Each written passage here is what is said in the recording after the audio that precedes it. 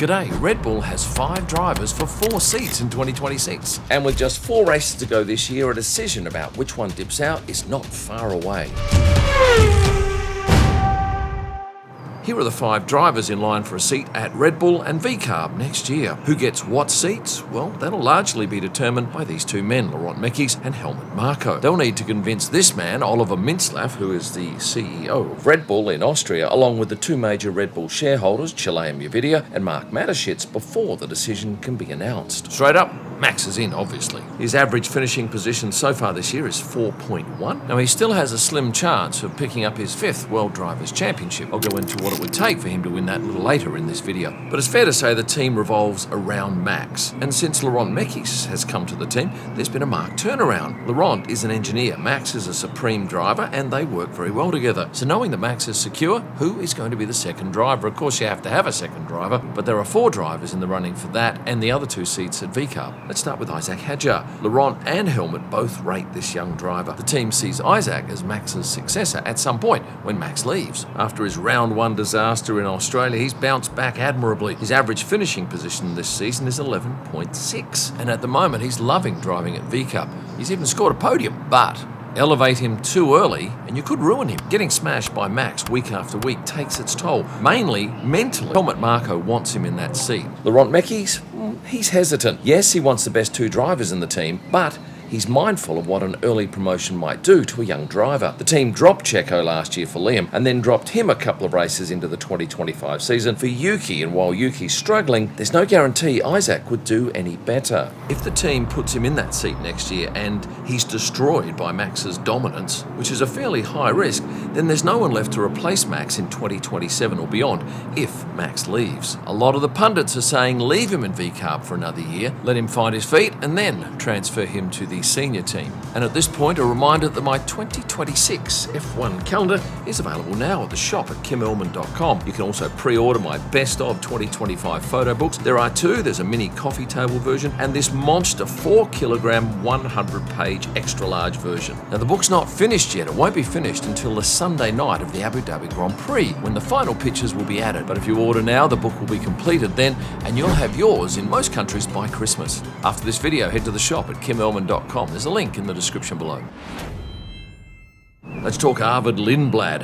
Helmut wants him in VCARB. He's a big rap for the young British-Swedish driver, and if Helmut has his way, he'll be in. He performed well in Mexico in that FP1 test, and at just 18, he'd be the youngest driver on the grid in 2026. At the moment, he competes for Campos Racing in F2, but he's only 7th in the standings, and there are 2 races to go. He is 81 points shy of the top spot, but he was the youngest ever driver to win an F2 race earlier this year and is part of the Red Bull junior team. Red Bull like what they see in Arvid. Then we have Yuki Tsunoda, a veteran now. His average finishing position this year, 12.4, and it's fair to say he's struggled like everyone has in that second Red Bull seat. But for Yuki, he's got the might of Honda behind him. And Honda have plenty of money, and Red Bull needs Honda in 2026. But aren't Red Bull making their own engines next year? Yes, along with Ford, and I'll get to that a little bit later in this video. But there's an important consideration. Red Bull needs Honda for their TPC program. That's the testing of previous cars, because Red Bull doesn't own those engines. Effectively, they lease them, and Red Bull needs Honda's people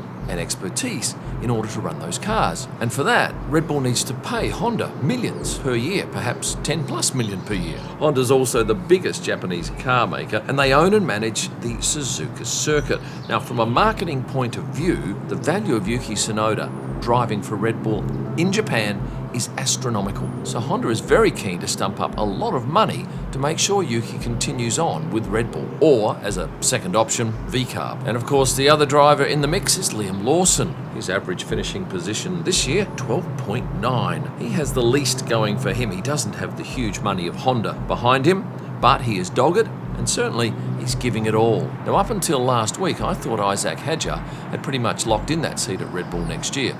But now, I'm hedging my bets. If Helmut Marko doesn't have the power he thinks he has, it may well be that Yuki stays in that seat, Isack remains at VCARB, and Arvid and Liam fight it out for that remaining seat.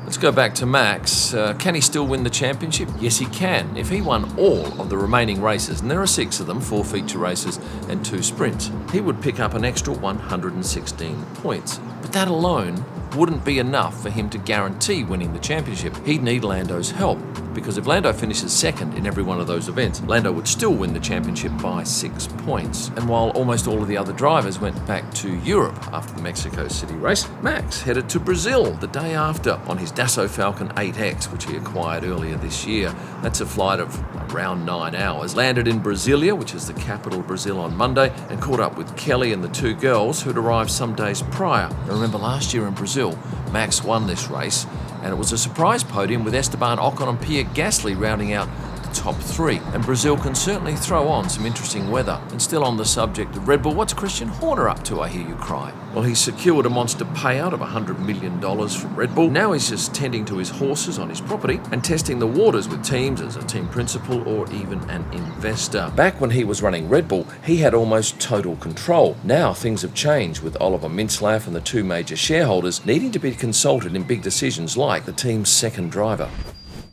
So what would it take to keep Max at Red Bull beyond 2026? Well, a competitive car, and a lot of that will hinge on Red Bull's new engine. Of course, they got rid of Honda and are now producing their own engines along with Ford, and that deal came about after the Porsche Red Bull deal fell apart in the summer of 2022. Ford was already looking to enter F1, and because of those change in regulations for 2026, Red Bull needed Ford as much as Ford needed Red Bull. Initially, the deal was done based on support around the hybrid system, but that's now grown to include aspects of both combustion and the electric power unit. So will it be ready on time? Ford says yes. It's been running for some time now, and we're hitting all our internal metrics. And if they get it right, there'll be no need for Max to leave. And if you're a Red Bull fan, that will be music to your ears. Of course, we won't know how that engine stacks up until possibly testing in Barcelona next year, but that 3-day event is closed to the media, and they probably won't be going flat out. Thereafter, there are 2 3-day tests planned for Bahrain. Once again,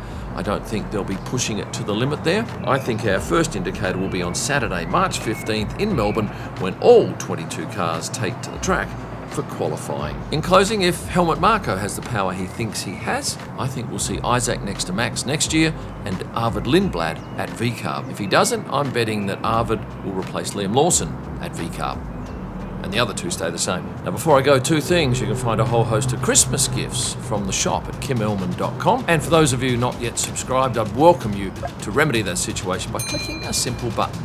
And for everybody else, please like the video. Thanks for watching, and stay passionate.